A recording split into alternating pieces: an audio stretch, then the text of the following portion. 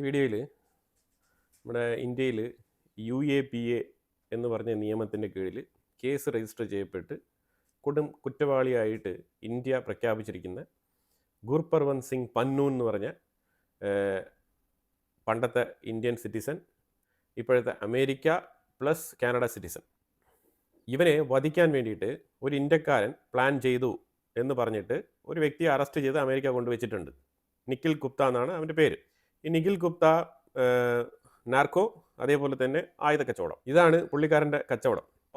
ഇന്ത്യയിലുള്ള ഒരു former intelligence ഉദ്യോഗസ്ഥൻ കണക്ട് ചെയ്തതായിട്ടും നിഖിൽ ഗുപ്ത ത്രൂ അമേരിക്കയിൽ ഒരു ഹിറ്റ്മാനെ ഹയർ ചെയ്ത് ആ ഹിറ്റ്മാനെ വെച്ചിട്ട് ഈ ഗുർപർവന്ത് സിംഗ് പന്നുവിനെ തട്ടാൻ വേണ്ടിയിട്ട്, അതായത് വധിക്കാൻ വേണ്ടിയിട്ട് പ്ലാൻ ചെയ്തതായിട്ടാണ് കേസ്. ഈ കേസിൽ 2023 ഈ നിഖിൽ ഗുപ്തയെ ചെക്ക് റിപ്പബ്ലിക് എന്ന് പറഞ്ഞ രാജ്യം ഇവരെ അറസ്റ്റ് ചെയ്ത് FBI കൈമാറുകയാണ്. FBI കൈമാറാനുണ്ടായ കാരണം എന്താണെന്ന് വെച്ചാൽ FBI എക്സ്ട്രാഡിഷൻ റിപ്പോർട്ട് അങ്ങോട്ട് അയച്ചിട്ടുണ്ടായിരുന്നു ഇയാൾക്ക് വേണ്ടിയിട്ട്. അതിനെ തുടർന്നാണ് അറസ്റ്റ് ചെയ്യുന്നത്. FBI എക്സ്ട്രാഡിഷൻ റിപ്പോർട്ട് അയക്കാൻ വേണ്ടിയിട്ട് കാരണമായത് ഗുർപർവന്ത് സിംഗ് പന്നൂൻ കാനഡയിൽ നിജാറിൻ്റെ കൊലപാതകത്തിനെ തുടർന്ന് ഇവനെതിരെയും വധഭീഷണിയുണ്ട്, ഇവനെ ആരോ വധിക്കാൻ വേണ്ടിയിട്ട് ശ്രമിച്ചിട്ടുണ്ടായിരുന്നു. അപ്പോൾ അതിനെ തുടർന്ന് ഇവൻ FBI കംപ്ലൈൻറ്റ് ഫയൽ ചെയ്യാണ് ചെയ്തത്. അപ്പോൾ അങ്ങനെ കംപ്ലൈൻറ്റ് ഫയൽ ചെയ്തതിനെ തുടർന്നാണ് FBI അന്വേഷിച്ചിട്ട് അവരുടെ കണ്ടെത്തലിനെ തുടർന്ന് ഈ നിഖിൽ ഗുപ്തയെ ഐഡൻറ്റിഫൈ ചെയ്ത് ഇവർ കൃത്യമായിട്ട് ചെക്ക് റിപ്പബ്ലിക്കിന് എക്സ്ട്രാഡിഷൻ റിപ്പോർട്ട് കൊടുക്കുന്നത്. ഇയാൾ ചെക്ക് റിപ്പബ്ലിക്കിലുണ്ട്, അപ്പോൾ അതുകൊണ്ട് ഇയാളെ എക്സ്ട്രാഡിഷൻ ചെയ്യണം എന്നാണ് അമേരിക്ക ആവശ്യപ്പെട്ടത്. ഈ നിഖിൽ ഗുപ്തയെ എക്സ്ട്രാഡിറ്റ് ചെയ്ത് അയക്കുമായിരുന്നു. ഇതാണ് നടന്ന ഇൻസിഡൻറ്റ്. അപ്പോൾ അത് നടന്ന സമയത്ത് അമേരിക്ക കുറച്ച് ഇൻഫർമേഷൻ പാസ് ചെയ്തിട്ടുണ്ടായിരുന്നു. ആ ഇൻഫർമേഷൻ എന്താണെന്ന് പറഞ്ഞാൽ, ഈ നിഖിൽ ഗുപ്തയെ ഹയർ ചെയ്തത് ഇന്ത്യയിലുള്ള ഫോർമർ ഇൻ്റലിജൻസ് ഉദ്യോഗസ്ഥനായിട്ടുള്ള വികാസ് യാദവ് ആണ്. ഈ വികാസ് യാദവ് $1,00,000 ഡീല് സംസാരിച്ചിട്ടുണ്ടായിരുന്നു. അതിൽ $15,000 അഡ്വാൻസ് ആയിട്ട് കൊടുത്തിട്ടുണ്ടായിരുന്നു. അത് ഈ ഹിറ്റ്മാനെ ഹയർ ചെയ്യാൻ വേണ്ടിയിട്ടുള്ള അഡ്വാൻസ് പേയ്മെൻ്റ് ആയിരുന്നു എന്നുള്ളതാണ് വാദം. ഇതിലുപരിയായിട്ട് FBI ഒരു വിഷയം കൂടി ക്ലാരിഫൈ ചെയ്യുന്നുണ്ട്. ഈ വികാസ് യാദവ് ഈ നിഖിൽ ഗുപ്തയെ വിളിച്ച് സംസാരിച്ച സമയത്ത് ഈ വികാസ് യാദവിനെ CC1 എന്നാണ് FBI ഐഡൻറ്റിഫൈ ചെയ്യുന്നത്. അതായത് കോ കോൺസ്പിറേറ്റർ, അതാണ് അവർ ഉദ്ദേശിക്കുന്നത്, CC1 എന്ന് പറഞ്ഞിട്ട്. അപ്പം ഇവർ തമ്മിൽ നടന്ന കോൺവെർസേഷനിൽ വികാസ് യാദവ് അങ്ങോട്ട് പറയുന്നുണ്ട്. എന്താണ് പറയുന്നത്? അതായത് ഞങ്ങൾക്ക് പല സ്ഥലങ്ങളിലും ഓപ്പറേഷൻ ഉണ്ട്. ഇപ്പോൾ കാനഡയിലെ നിച്ചാർ കൊല്ലപ്പെട്ടത് അറിഞ്ഞിട്ടുണ്ടാവുമല്ലോ. കാനഡയിലിട്ട പ്ലോട്ട് ഓൾറെഡി സക്സസ്ഫുൾ ആയിട്ട് അത് കഴിഞ്ഞിട്ടുണ്ട്. ഞങ്ങളുടെ ഏജന്റുമാർ ഇങ്ങനെ പല സ്ഥലങ്ങളിലും പ്രവർത്തിക്കുന്നുണ്ട്. പക്ഷേ നിങ്ങൾക്ക് തന്ന കമ്മിറ്റ്മെൻറ്റ് പൂർത്തിയായിട്ടില്ല. അതുകൊണ്ട് ന്യൂയോർക്കിൽ നിങ്ങൾ ഏറ്റെടുത്ത ആ പണി എത്രയും വേഗം പൂർത്തിയാക്കുക എന്ന് പറഞ്ഞിട്ട് ഈ ഗുർപർവന്ത് സിംഗ് പന്നുവിൻ്റെ വീട്ട് അഡ്രസ്സും അയാളുടെ ഫോൺ നമ്പർ, ഇമാതിരിപ്പെട്ട കുറച്ച് കീ ഡീറ്റെയിൽസ് ഈ ഇന്ത്യയിലുള്ള വികാസ് യാദവ് ചെക്ക് റിപ്പബ്ലിക്കിലുള്ള നിഖിൽ ഗുപ്തയ്ക്ക് കൈമാറിയതായിട്ട് FBI പറയുന്നുണ്ട്. ഇതൊന്നും നിഖിൽ ഗുപ്തനിൽ പറഞ്ഞിരിക്കുന്ന വിഷയങ്ങളല്ല. ഇതെല്ലാം തന്നെ FBIയുടെ കണ്ടെത്തലാണ്. ഇതിൽ കാനഡയിലുള്ള ഓപ്പറേഷൻ പൂർത്തിയായി എന്ന് ഇയാൾ പറഞ്ഞല്ലോ. അതിനെയാണ് ഈ ജസ്റ്റിൻ ട്രൂഡോ ഞങ്ങളുടെ പക്കൽ ഇന്ത്യയാണ് നിജറിൻ്റെ കൊലപാതകത്തിൻ്റെ പിന്നിൽ എന്ന് ക്രെഡിബിൾ എവിഡൻസ്, ആ ക്രെഡിബിൾ എവിഡൻസ് ഉണ്ടല്ലോ, ആ ക്രെഡിബിൾ എവിഡൻസ് ആണ് ഇത്. ഈ ക്രെഡിബിൾ എവിഡൻസിനെ വെച്ചുകൊണ്ടാണ് ഈ ജസ്റ്റിൻ ട്രൂഡോ ഇന്ത്യക്കെതിരെ ഞങ്ങളെടുത്ത് ക്രെഡിബിൾ ആയിട്ടുള്ള എവിഡൻസ് ഉണ്ടെന്ന് പറഞ്ഞുകൊണ്ട് നടന്നത്. എനിവേ പുള്ളിക്കാരൻ ഇപ്പോൾ വീട്ടിൽ പോയി ഡിവോഴ്സും കഴിഞ്ഞ് അടുത്ത കല്യാണവും കഴിഞ്ഞു. അപ്പോൾ ഇപ്പോഴത്തെ കാനഡയ്ക്ക് ആ നിജറിൻ്റെ കൊലപാതകവുമായിട്ട് ബന്ധപ്പെട്ട് വലിയ താല്പര്യമൊന്നുമില്ല. അവരതെല്ലാം ഒഴിവാക്കിക്കൊണ്ട് ഇന്ത്യയുമായിട്ട് ഫ്യൂച്ചറിസ്റ്റിക് ആയിട്ടുള്ള ട്രേഡ്, അതുപോലെ തന്നെ സെക്യൂരിറ്റി, സർവൈലൻസ്, ഇമാതിരിപ്പെട്ട വിഷയങ്ങളിലൊക്കെ ശക്തമായ രീതിയിൽ എഗ്രിമെൻറ്റ് വെച്ച് മുന്നോട്ട് പോകാനിരിക്കുന്ന സാഹചര്യമാണ് ഇപ്പോൾ. ഇപ്പോൾ സംഭവം എന്താണെന്ന് പറഞ്ഞാൽ, ഈ നിഖിൽ ഗുപ്ത ഇയാൾ വ്യക്തിപരമായിട്ട് ഇയാൾ ഇന്ത്യയുടെ ഇൻ്റലിജൻസുമായിട്ട് ബന്ധപ്പെട്ട വ്യക്തിയല്ല. ഇയാളൊരു തോക്ക് കച്ചവടക്കാരനാണ്, ഇയാൾ മയക്കുമരുന്ന് കച്ചവടക്കാരനാണ്. അപ്പോൾ ഇയാൾ ഒരു ഇല്ലീഗൽ ബിസിനസ് ചെയ്യുന്നൊരു വ്യക്തിയാണ്. ആ വ്യക്തിപരമായിട്ട് അയാൾക്ക് രക്ഷപ്പെടണം. അപ്പോൾ വ്യക്തിപരമായിട്ട് രക്ഷപ്പെടണം എന്നുണ്ടെങ്കിൽ എന്താണ് ചെയ്യേണ്ടത്? പിടിക്കപ്പെട്ട കേസിൽ ആ കേസിൻ്റെ സ്വഭാവം വെച്ച് നോക്കുമ്പോഴത്തേക്കും അയാൾക്ക് കിട്ടാവുന്ന ശിക്ഷയുടെ മാക്സിമം കാലപരിധി എത്രയാണെന്നുള്ളത് അയാൾക്ക് വ്യക്തമായിട്ട് അറിയാം. അയാളുടെ വക്കീൽ അയാൾക്ക് കൃത്യമായിട്ട് ഇതൊക്കെ എക്സ്പ്ലെയിൻ ചെയ്ത് കൊടുത്തിട്ടുണ്ട്. അപ്പോൾ ഈ സാഹചര്യത്തിൽ അയാൾ വ്യക്തിപരമായിട്ട് എടുത്ത തീരുമാനമാണ് എത്രയും എളുപ്പം ഈ ട്രാപ്പിൽ നിന്നും ഊരണം. അതൊരു പക്ഷേ 10 വർഷമാവാം, 15 വർഷമാവാം, ഒരു പക്ഷേ 20 വർഷമാവാം. എത്രയും വേഗം അയാൾക്ക് ഈ കേസിൽ ഒരു വിധി വരണം. ആ വിധിക്കനുസരിച്ചുള്ള കാലയളവ് അയാൾക്ക് തടവിൽ കിടക്കണം എന്നുണ്ടെങ്കിൽ അത് കിടന്ന് ഒഴിവാക്കണം. എന്നിട്ട് അയാൾക്ക് പുറത്തേക്ക് വരണം. അതാണ് അയാളുടെ നിലപാട്. അതിനു വേണ്ടിയിട്ടാണ് അയാൾ കൃത്യമായിട്ട് വ്യക്തിപരമായിട്ട് അയാളാണ് ഇത് കംപ്ലീറ്റ് കാര്യങ്ങളും ചെയ്തത് എന്ന് ഒരു കുറ്റസമ്മതമാണ് നടത്തിയിരിക്കുന്നത്. Feel guilty. ഞാൻ തന്നെയാണ് ചെയ്തത് മൈലോഡ് എന്നുള്ള രീതിയിൽ പുള്ളിക്കാരൻ അംഗീകരിച്ചതായിട്ടാണ് വാർത്തകൾ വരുന്നത്. അപ്പോൾ ഇതിൽ 2-3 വിഷയങ്ങളുള്ളത്. ഒന്ന്, ഇത് ഇന്ത്യയിലേക്ക് ലീഡ് ചെയ്യുന്നതുമായിട്ട് ബന്ധപ്പെട്ട എന്തെങ്കിലും രേഖകൾ, തെളിവുകൾ അല്ലെങ്കിൽ എന്തെങ്കിലും സ്റ്റേറ്റ്മെന്റ് പുള്ളിക്കാരൻ കൊടുത്തിട്ടുണ്ടോ? ഈ FBI കണ്ടെത്തൽ അനുസരിച്ച് കിട്ടിയ കുറേ ഇൻഫർമേഷൻസ് ഉണ്ടല്ലോ, പ്രാഥമികമായിട്ട് പറഞ്ഞു ചെയ്ത ഇൻഫർമേഷൻസ്, അതിനോട് സാമ്യമുള്ള സ്റ്റേറ്റ്മെന്റ് ആണോ പുള്ളിക്കാരൻ കൊടുത്തത്? അത് വ്യക്തമല്ല. രണ്ടാമത്, US ഉള്ളിൽ ഇയാൾ ഹയർ ചെയ്ത, പേയ്മെന്റ് ട്രാൻസ്ഫർ ചെയ്ത ഹിറ്റ്മാൻ ആരാണ്? അതിനെക്കുറിച്ച് വെളിപ്പെടുത്തൽ നടത്തിയോ? ഇത് രണ്ടാമത്തെ ചോദ്യം. ഈ 2 ചോദ്യങ്ങൾ അവിടെ നിൽക്കട്ടെ. ഇനി നമുക്ക് ഇവിടെ ചില കെട്ടിച്ചമച്ച കഥകൾ. ഈ നിഖിൽ ഗുപ്ത അമേരിക്കയുടെ ഡബിൾ ഏജന്റാണ്, അതുപോലെ അമേരിക്ക ഭയങ്കര പുലിയാണ്, ഇന്ത്യയെ പെടുത്തി, ഇന്ത്യ പോയി പെട്ടു എന്നുള്ള വാദങ്ങളൊക്കെ ഇവിടെ ആൾക്കാർ ഉയർത്തുന്നുണ്ട്. അപ്പോൾ ഇവിടെ അമേരിക്കയിൽ തന്നെ ബ്ലാക്ക്ബൺ എന്ന് പറഞ്ഞിട്ട് ഈ ഇൻ്റലിജൻസ് വർക്കുകളുമായിട്ട് ബന്ധപ്പെട്ട് റിസർച്ച് നടത്തുന്ന വലിയ റിസർച്ച് അനലിസ്റ്റുകളൊക്കെ ഉണ്ട്. അവരൊക്കെ പറയുന്നത് ശരിക്കും ഇന്ത്യക്കെതിരെ തെളിവുണ്ടോ എന്ന് വെച്ച് കഴിഞ്ഞാൽ തെളിവ് വേണമെങ്കിൽ എടുക്കാം, ആകെ കൂടി ഒരേ ഒരു തെളിവ് എടുക്കാനുണ്ടെന്നാണ് പറയുന്നത്. ആ തെളിവ് എന്താണെന്ന് പറഞ്ഞാൽ നിഖിൽ ഗുപ്ത ഇന്ത്യയിലേക്ക് കമ്മ്യൂണിക്കേറ്റ് ചെയ്തു എന്നതിൻ്റെ തെളിവ് മാത്രം, ഒറ്റൊരു തെളിവ് മാത്രമേ ഉള്ളൂ. ആ തെളിവ് IP address leads to New Delhi, അത് മാത്രമാണ് തെളിവ്. അപ്പം അല്ലാതെ ഇതിൽ ഒരു തെളിവില്ല.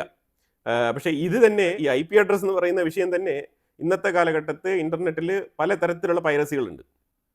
അപ്പോൾ അതുകൊണ്ട് IP അഡ്രസ് ഡൽഹി കാണിക്കാം, IP അഡ്രസ് വേണമെങ്കിൽ സിംഗപ്പൂർ കാണിക്കാം, IP അഡ്രസ് ദുബായ് കാണിക്കാം, എവിടെ വേണമെങ്കിലും കാണിക്കാം.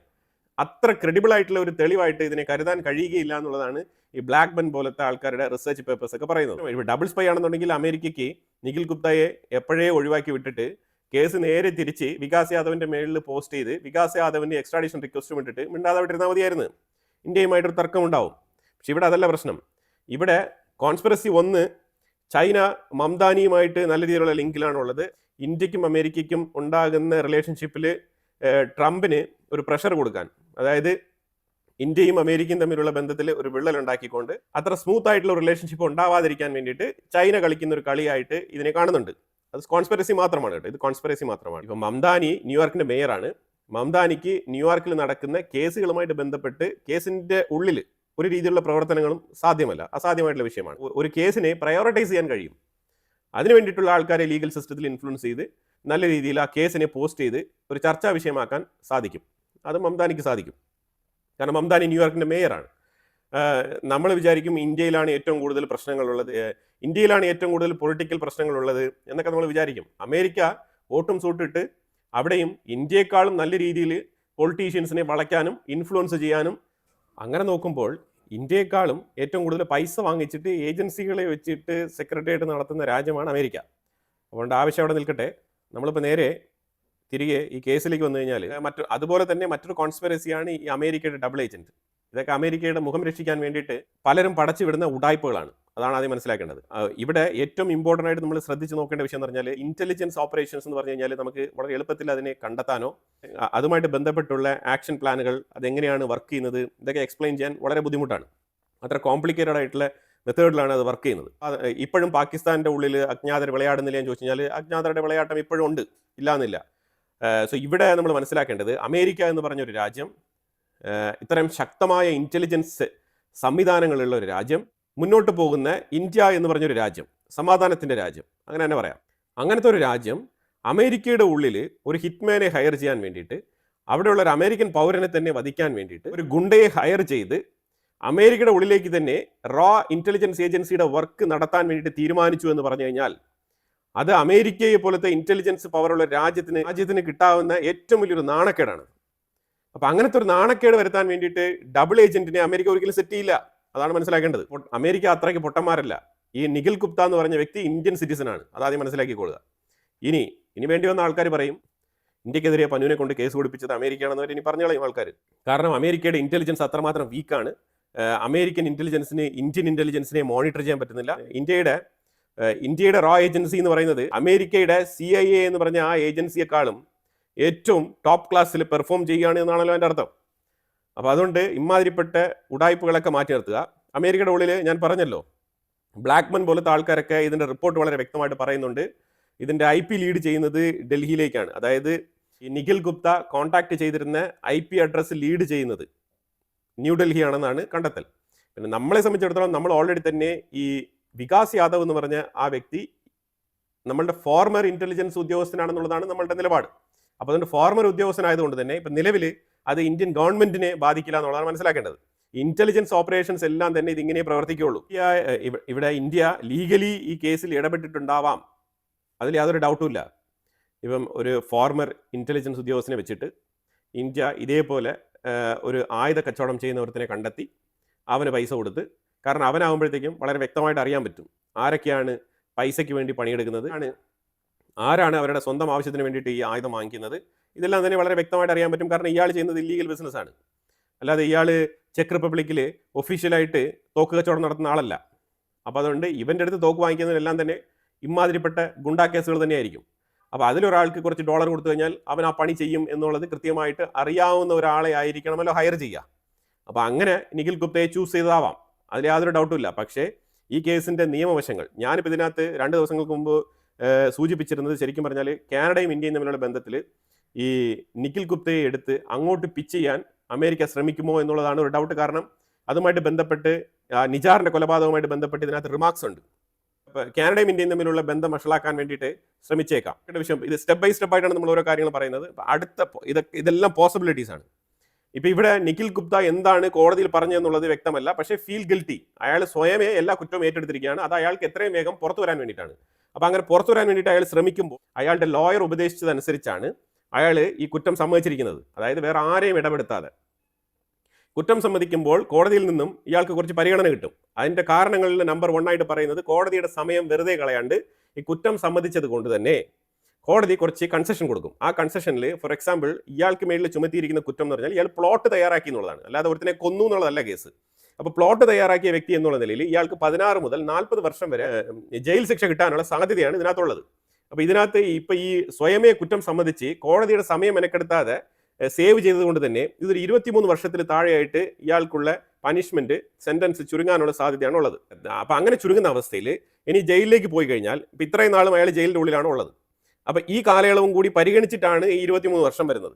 അപ്പോൾ ആ സാഹചര്യത്തിൽ 1 വർഷം ഇയാളുടെ ഗുഡ് സ്റ്റാൻഡിങ്ങിന് വേണ്ടിയിട്ട് ജയിലിൻ്റെ ഉള്ളിൽ ഇയാൾ 1 ഇയർ നല്ല രീതിയിലാണ് പൂർത്തിയാക്കുന്നതെങ്കിൽ ഇയാൾക്ക് 1 വർഷം 2 മാസം വെച്ചിട്ട് ഇളവ് കിട്ടും.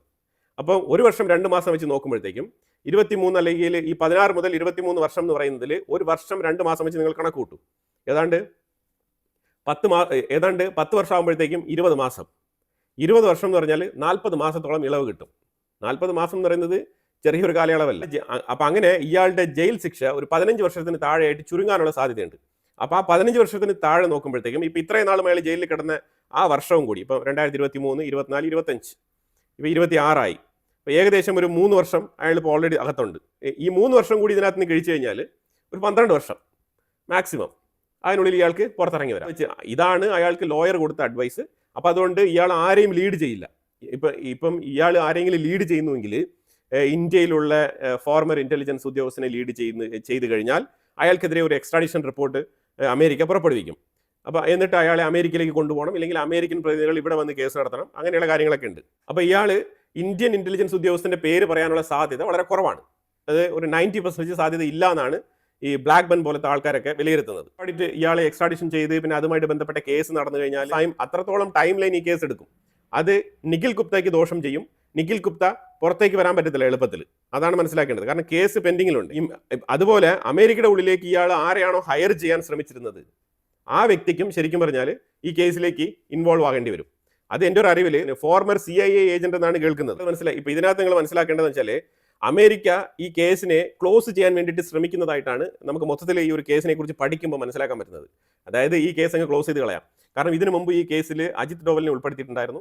ഇന്ത്യയുടെ PMO ഓഫീസുമായിട്ട് ഇതിന് ബന്ധമുണ്ട് എന്നുള്ള നിലയിലൊക്കെ ചർച്ചകളൊക്കെ വന്നിട്ടുണ്ടായിരുന്നു. പക്ഷേ പിന്നീട് ട്രംപ് വന്ന സമയത്ത് പോസിറ്റീവായിട്ട് തന്നെ അജിത് ഡോവലിന്റെ സമ്മനൊക്കെ എടുത്ത് കളയാണ് ചെയ്തത്. 2023 ഡിസംബറിൽ prime minister Modi America visit ചെയ്തിരുന്ന സമയത്ത് അമേരിക്കൻ കോർട്ടിൽ നിന്നും സമ്മൻ കൊടുക്കാൻ വേണ്ടിയിട്ട് ശ്രമിച്ചിട്ടുണ്ടായിരുന്നു. സമ്മൻ കൊടുക്കാൻ വേണ്ടിയിട്ട് ഈ സമ്മൻ കൈപ്പറ്റണമല്ലോ. അപ്പോൾ നമ്മളത് കൈപ്പറ്റിയിട്ടില്ല. പക്ഷെ അമേരിക്കയിൽ പ്രൈവറ്റ് ഏജൻസിയെ വെച്ചൊക്കെ സമ്മൻ കൊടുക്കും കോടതി. അങ്ങനത്തെ സംവിധാനങ്ങളൊക്കെ ഉണ്ട്. പക്ഷെ നമ്മൾ ആ സമ്മൻ കൈപ്പറ്റിയിട്ടില്ല. അതായത് ഇത് അമേരിക്കയ്ക്ക് ഒരു തരത്തിൽ നാണക്കേടുണ്ടാക്കും ഈ കേസ് തെളിഞ്ഞാൽ. കാരണം ഇന്ത്യയുടെ ശക്തമായ രീതിയിലുള്ള ഇൻ്റലിജൻസിൻ്റെ ഇടപെടൽ CIA പോലും ഞെട്ടിപ്പിക്കുന്ന രീതിയിൽ അമേരിക്കയുടെ ഉള്ളിൽ തന്നെ കയറി കളിക്കുന്നു എന്ന് പറഞ്ഞു കഴിഞ്ഞാൽ അമേരിക്കയുടെ സോവറിനിറ്റിയെ അഫക്റ്റ് ചെയ്യുന്ന ഒരു വിഷയമാണ്. ഇതിൽ അമേരിക്കൻ പൗരന്മാർക്ക് സുരക്ഷിതത്വം ഇല്ല എന്നുള്ള നിലയിലുള്ള ചോദ്യങ്ങളൊക്കെ അവിടെ ഉയരും. ഇത് ഗ്ലോബലി തന്നെ ഒരു നാണക്കേടും കൂടിയാണ്. കാരണം അവരാണല്ലോ ഗ്ലോബൽ പോലീസ്. അപ്പോൾ ഗ്ലോബൽ പോലീസിന്റെ വീട്ടിൽ കയറി നമ്മളൊരു തന്നെ അടിക്കുന്നു എന്ന് പറഞ്ഞു കഴിഞ്ഞാൽ ഇന്ത്യയെ സംബന്ധിച്ചിടത്തോളം ഈ കേസൊക്കെ തള്ളിക്കളയൂ, ഈ കേസൊക്കെ വിട്ടുകളയൂ. ഇതിൽ നിഖിൽ ഗുപ്തയെ തള്ളിക്കളയൂ, ഫോർമർ ഇൻ്റലിജൻസ് ഓഫീസർ വികാസ് യാദവിനെയും തള്ളിക്കളയൂ. നമ്മൾ പറയാൻ ഉദ്ദേശിക്കുന്ന മെസ്സേജ് എന്താണ്? നമ്മൾ കൊടുക്കുന്ന മെസ്സേജ് വളരെ ശക്തമായിട്ടുള്ള മെസ്സേജാണ്. Indian former intelligence officer Vikas യാദവിൻ്റെ പേര് വന്ന സ്ഥിതിക്ക് നമ്മൾ ഈ സിഖ് ഫോർ ജസ്റ്റിസ് എന്ന് പറഞ്ഞ ആ തീവ്രവാദ സംഘടനയ്ക്കും അതിൻ്റെ തലപ്പത്തിരിക്കുന്ന ഈ പന്നൂനും കൊടുക്കുന്ന മെസ്സേജ് വളരെ ക്ലിയർ ആണ്. ഈ പന്നൂൻ നീ എവിടെ പോയി ഒളിച്ചാലും നിന്നെ തപ്പി നമ്മൾ വരും എന്നുള്ളൊരു മെസ്സേജ്, ഷാർപ്പ് മെസ്സേജാണ്. അതേപോലെ അമേരിക്കയ്ക്കും, ഈ അമേരിക്ക എത്ര വലിയ ശക്തിയാണെങ്കിലും ശരി, നമ്മൾ തുടർച്ചയായിട്ട് ഇങ്ങനത്തെ പ്രവർത്തികൾ നമ്മൾ ചെയ്തുകൊണ്ട് തന്നെ ഇരിക്കും. ഇന്ത്യക്കെതിരെ പ്രവർത്തിക്കുന്നവരെ ഞങ്ങൾ അമേരിക്കയല്ല, എവിടെ പോയി ഒളിച്ചാലും ഞങ്ങൾ ഫോളോ ചെയ്യും, ഞങ്ങൾ വകവരുത്തും എന്നുള്ളതിൻ്റെ കൃത്യമായിട്ടുള്ള മെസ്സേജാണ് നമ്മൾ കൊടുത്തിരിക്കുന്നത്. വളരെ സൗണ്ട് ആയിട്ടുള്ള മെസ്സേജാണ്. പിന്നെ 100 കണക്കിന് ഓപ്പറേഷൻസ് ഇന്ത്യയുടെ റോ ഏജൻസി നടത്തുമ്പോൾ 1-2 ഓപ്പറേഷനുകളിൽ ചെറിയ പാളിച്ചകൾ സംഭവിക്കും. അതിനിപ്പോൾ നമ്മൾ ഇൻ്റലിജൻസ് ഉദ്യോഗസ്ഥരെയോ അല്ലെങ്കിൽ ഇന്ത്യയുടെ മൊത്ത സിസ്റ്റത്തിനെയോ നമ്മൾ വിമർശിക്കേണ്ടതില്ല. ഐ മീൻ ഇൻ്റലിജൻസുമായിട്ട് ബന്ധപ്പെട്ട സിസ്റ്റത്തിനെ നമ്മൾ വിമർശിക്കേണ്ടതില്ല.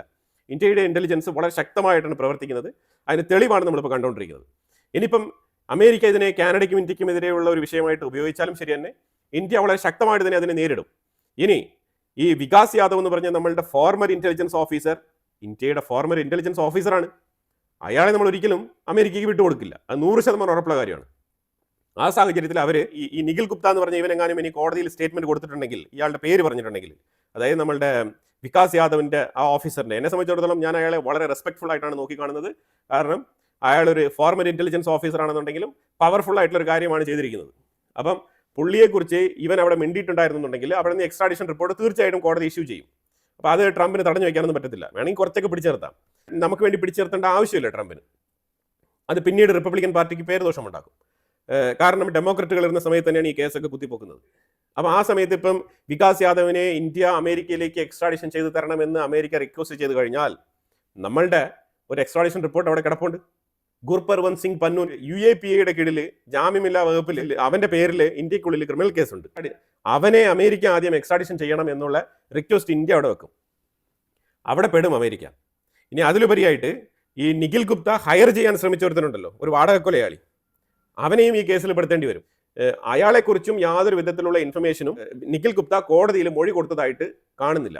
അതാണ് മനസ്സിലാക്കേണ്ടത്. പൂർണ്ണമായിട്ടുള്ള ഈ കേസിനെ കുറിച്ചുള്ള നിലവിലെ സ്ഥിതിഗതികളാണ് നമ്മളിവിടെ വിലയിരുത്തിയത്.